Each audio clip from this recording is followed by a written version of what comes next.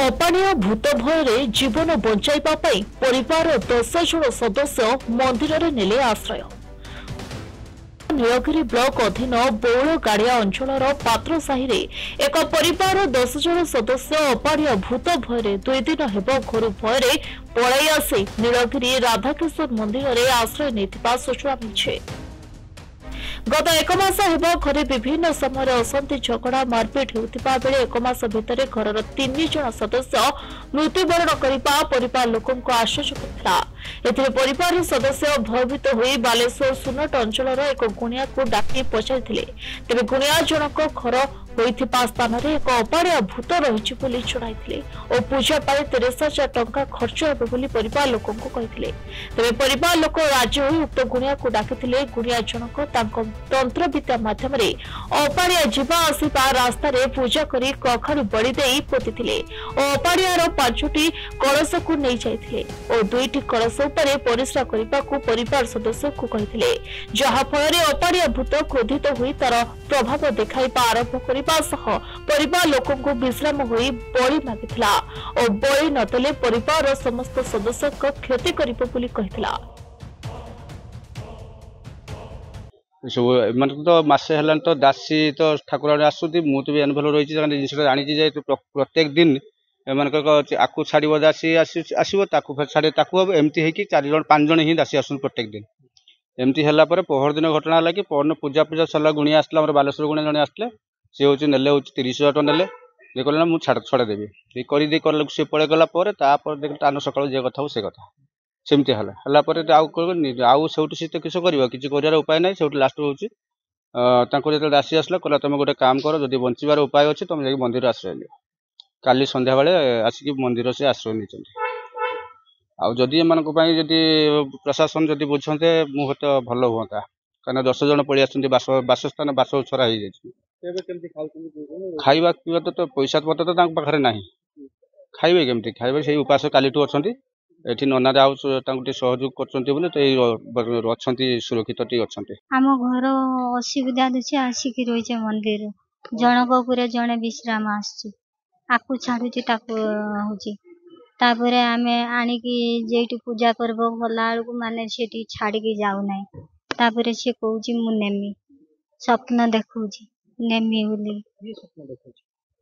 माने से झी उपर को जी छुआरा हो पुओ उपर को जी हूँ बो उपर को हूँ मत कि करते दौनी जेठी गला बेलू मत आगे तो दौनी मुझे 70,000 टका छाड़देनी गरीब लोक कौन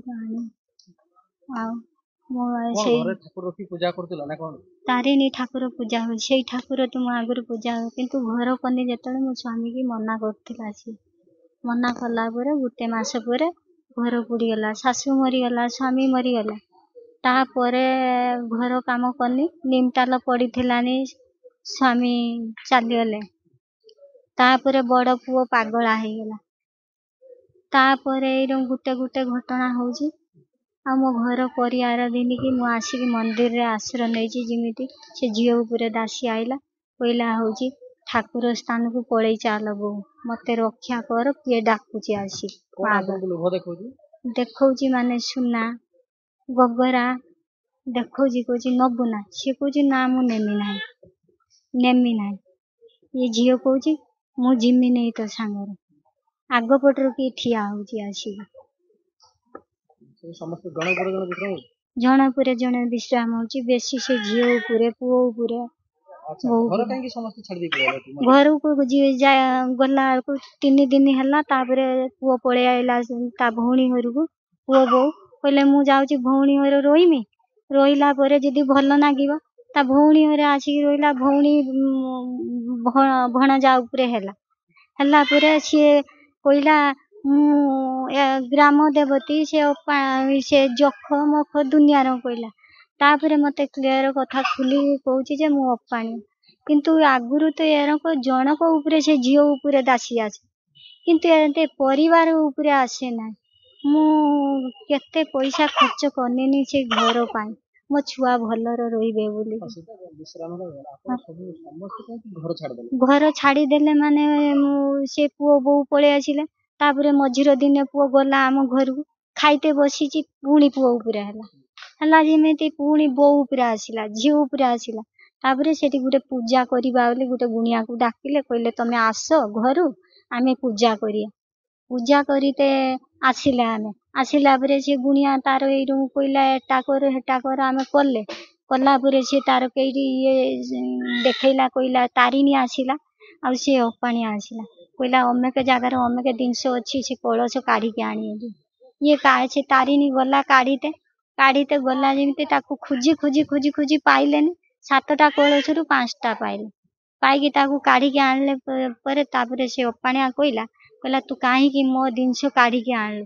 ଯେଇଠୁ ଆଣିଛୁ ସେଇଠି ଯା ରଖିବୁ, ରାତି ପାଇଲା ବେଳକୁ ଦେଖ ମୁଁ ତୋର କିସ କରୁଛି ସୂର୍ଯ୍ୟ ଉଦୟ ପୂର୍ବରୁ।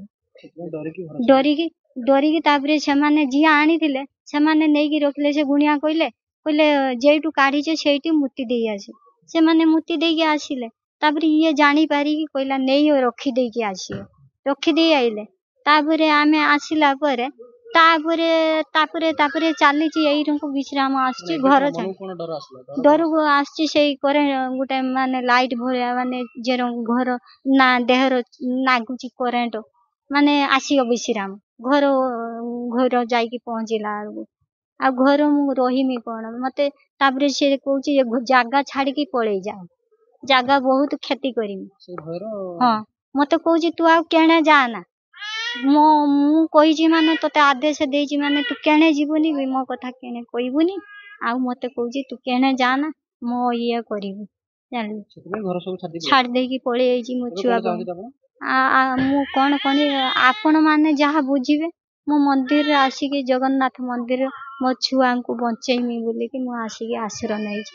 ତେବେ ପରିବାର ଲୋକ ଗୁଣିଆ କଥାରେ ପୂଜା କରିଥିଲେ, ହେଲେ ଗୁଣିଆ ପୂଜାର ଫଳ ଓଲଟା ହେଲା। ପ୍ରତ୍ୟେକ ଦିନ ପରିବାର ଜଣେ ଜଣେ ସଦସ୍ୟଙ୍କ ବିଶ୍ରାମ ହୋଇ ତାର ନିରାକରଣ ପାଇଁ ବିଭିନ୍ନ ଉପାୟ କରିବାକୁ କହିଥିଲେ। ତେବେ ପରିବାର ଲୋକ ଭୟଭୀତ ହୋଇ 2 ଦିନ ହେବ ମନ୍ଦିରରେ ଆଶ୍ରୟ ନେଇଛନ୍ତି ଏବଂ ଜୀବନ ବଞ୍ଚାଇବା ପାଇଁ ମନ୍ଦିରରେ ଏକମାତ୍ର ସାହାରା ବୋଲି ଅନୁଭବ କରିଥିଲେ।